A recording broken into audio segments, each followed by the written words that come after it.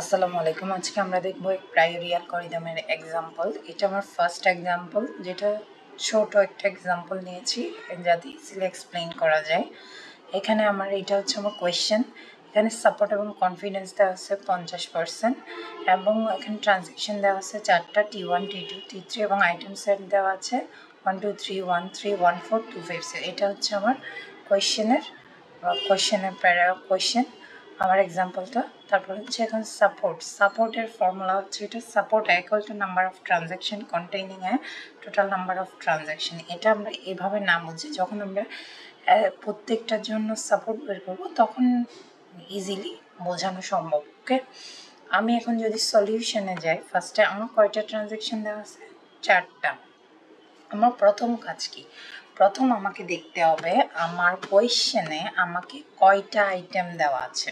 এখানে আমি দেখি 1 2 3 1 3 যেহেতু এখানে আছে 1 একটা আইটেম সেটের আইটেম, তাহলে আমি ফার্স্টে 1টাকে নিলাম।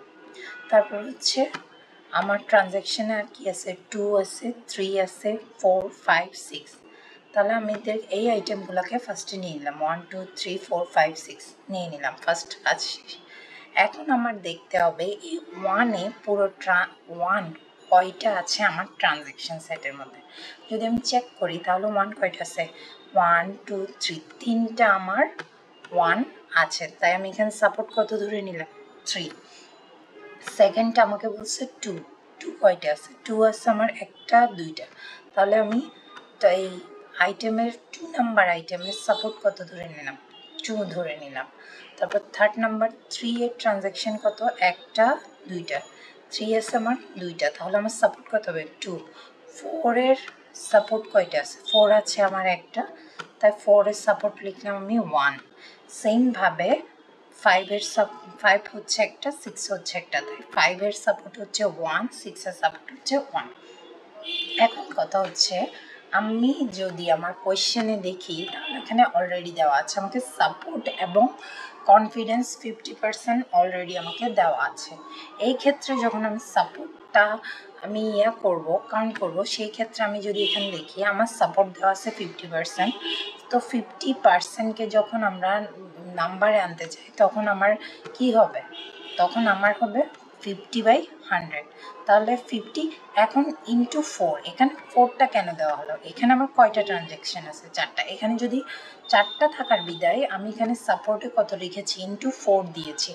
আর যদি এখানে আমার 5টা থাকতো তাহলে ইন্টু 5 হতো। ট্রানজ্যাকশন বলতে বুঝেছি এখানে T1 T2 T3 T4, এই 4টা ট্রানজ্যাকশনের কারণে এখানে 4 হয়েছে। যদি এখানে 5টা থাকতো আমরা 5টা দিতাম, 6টা থাকলে 6টা দিতাম। তাহলে আমার এটাকে ইন্টু 4 করার পর আমার ফাইনাল ভ্যালু কত আসবে? আমার আসবে হচ্ছে 2। তাহলে আমার মিনিমাম সাপোর্ট কত? এটা হচ্ছে আমার মিনিমাম সাপোর্ট হচ্ছে 2। এখানে আমার ফার্স্টে এই চ্যাপ্টারটা যদি আমি না দেখি, L1টা না দেখি, জাস্ট C1টা দেখি, সেই ক্ষেত্রে আমার দেখতে হবে 2 মিনিমাম সাপোর্ট, যেগুলো যার কাছে আছে তারা থাকবে, আর যাদের কাছে মিনিমাম সাপোর্ট নাই যে এই আইটেমগুলো, সেগুলোকে আমরা অটোমেটিক্যালি বাদ দিয়ে দিব। সেই ক্ষেত্রে আমার মিনিমাম সাপোর্ট কি 6 এর আছে? না, নেই, তাই এটা অটোমেটিক্যালি কি হয়ে যাবে? বাদ হয়ে যাবে। 5 এর আছে? নাই, এটা 2 না, তাহলে এটাও বাদ হয়ে যাবে। 1 হওয়ার কারণে 4টাও বাদ হয়ে যাবে। 2 যেটা আমার মিনিমাম সাপোর্টটাকে কি করছে? ফুলফিল করছে, তাহলে আমার 3টাকে নিলাম, তারপর 2 এটাকেও নিলাম। আর এখানে 1 এর ক্ষেত্রে তো 3, এটা মিনিমাম সাপোর্টের চাইতে বেশি আছে, সো এটাকে নিতেই হবে। তাহলে আমার L1 পেলাম। এতটুকু জানার পর আমাদের নেক্সট স্টেপ কি করতে হবে? নেক্সট স্টেপ আমরা কি করব? পেয়ার গঠন করব। এখানে আমার কয়টা আইটেম আছে? এই যেই অবশিষ্ট যে আইটেমগুলো আছে ওই আইটেমগুলোর মধ্যে আমাদেরকে কি করতে হবে? পেয়ার গঠন করতে হবে। যেহেতু 1 2 আছে, তাহলে আমি 1 এর সাথে 2 এর একটা পেয়ার গঠন করতে পারি, তারপরে 1 এর সাথে 3 এর একটা করতে পারি, 1 এর সাথে 3 এর একটা করতে পারি, 1 2 1 3। আর এখানে যদি বলে কেউ 2 1 বা 3 1, এটা 1 2 আর 1 3 সেমই কথা, বা 1 2 2 1 সেম কথা, 1 3 3 1 সেম কথা। এই ক্ষেত্রে আমার আরেকটা হতে পারে 2 3 এর একটা পেয়ার হতে পারে। এই ক্ষেত্রে আমি দুইটা করে নিলাম, তাহলে আমার কয়টা পেয়ার হলো? 3টা পেয়ার হলো। 3টা পেয়ার হলো। আমাদের নেক্সট স্টেপ হচ্ছে পেয়ার গঠন করা, যেটা আমি নেক্সট স্লাইডে দেখাইছি। এই তো 1 2 1 3 1 2 3। এখন আমরা সাপোর্টটা না দেখেই আমি কোথায় চলে যাব? আমি ফার্স্টে যাব হচ্ছে আমার ট্রানজ্যাকশন কোয়েশ্চেন সেটে। আমার কোয়েশ্চেনটাতে যাওয়ার পর 1 2 একসাথে কয়বার আছে? 1 2 1 2 আমরা এখানে দেখতে পাচ্ছি 1 2 একটা ট্রানজ্যাকশনে একটা আছে একসাথে। তাহলে আমার সাপোর্ট কত হবে? আমার সাপোর্ট এখানে সেই জন্য আমি 1 লিখলাম। 1 3 এখন কয়টা আছে? মেইন এক্সাম্পল যেটা কোয়েশ্চেনে 1 3 1 3। এখানে একটা বিষয় বলার আছে, এখানে যে এই যে 1 3 এর ক্ষেত্রে 1 2 3 আসছে, সেক্ষেত্রে 2 আসুক কোনো ব্যাপার না, এটা কিন্তু একটা ট্রানজ্যাকশনের মধ্যে আছে। যে কোনো একটা ট্রানজ্যাকশনের মধ্যে 1 2 1 3 একসাথে আসলে এটাকে একসাথে ধরা যাবে। এখন আমি 1 3 একবার পাইলাম, 1 3 2 টাইম পাইছি, তাহলে আমার 1 3 ট্রানজ্যাকশন কত হলো? 2 2টাকে লিখলাম। এবার হচ্ছে 2 3টাকে যদি আমরা চেক করি, তাহলে 2 3 কয়বার আসছে? 2 3 ফার্স্ট ট্রানজ্যাকশনে একবার আসছে, আর নাই। সো আমার লাস্ট এখানে কত? 1 2 1। এখন যদি আমরা চেক করি, আমার ফার্স্টে মিনিমাম সাপোর্ট কত দেওয়া ছিল? আমার মিনিমাম সাপোর্ট ফার্স্টেই দেওয়া ছিল হচ্ছে কত? 2। দ্যাটস ওয়াই আমার যেটা মিনিমাম সাপোর্টকে ফুলফিল করছে ওটা ছাড়া বাকি দুইটাকে কি করব? আমরা বাদ দিয়ে দিব। তাহলে 1 2 and 2 3 কি হয়ে যাবে? ক্যান্সেল হয়ে যাবে। তা আমার আলটিমেটলি লিস্টে কত থাকবে? লিস্টে থাকবে এই 1 3টা। 1 3 জাস্ট সাপোর্ট হচ্ছে 2। এখন আমরা তো জাস্ট একটা পেয়ার পেয়ে গেছি। এখন আমাদের কি করতে হবে? অ্যাসোসিয়েশন রুল ক্রিয়েট করতে হবে। অ্যাসোসিয়েশন রুল ক্রিয়েট করার জন্য আমরা কি করি? এই অ্যাসোসিয়েশন রুল ক্রিয়েট করার জন্য আমরা সাপোজ আমার কাছে এ দেওয়া আছে, হ্যাঁ এ দেওয়া আছে, এ কমা বি কে কি করি? এ টেন্স টু বি করি, অ্যান্ড হচ্ছে বি টেন্স টু এ করি। এই ক্ষেত্রে আমরা কি করি? এর সাপোর্ট বের করি, এর কনফিডেন্স বের করি। এখন যদি আমরা নেক্সট স্লাইডে গেলে দেখতে পাবো, এই যে কনফিডেন্সের ফর্মুলা হচ্ছে A tends to B equal to support A union B support A. এখন 1 টেন্স টু 3 এর ক্ষেত্রে আমরা যখন সাপোর্টটা বের করব, তখন আমার 1 3 যদি আমরা একসাথে দেখি, সেক্ষেত্রে আমরা অলরেডি 1 3 এর একসাথে সাপোর্ট কত পেয়েছি? 2টা পেয়েছি। তাহলে আমি এখানে কত লিখব? 2টাকে কি? 2টাকে আমি লিখে দিয়েছি। ফার্স্ট 1 টেন্স টু 3 এর ক্ষেত্রে কত?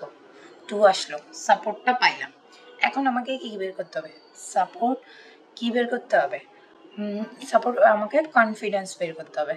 তাহলে কনফিডেন্স ফর্মুলার ক্ষেত্রে যদি আমি এভাবে ধরি, আমার হচ্ছে 1 এখানে 3, রাইট?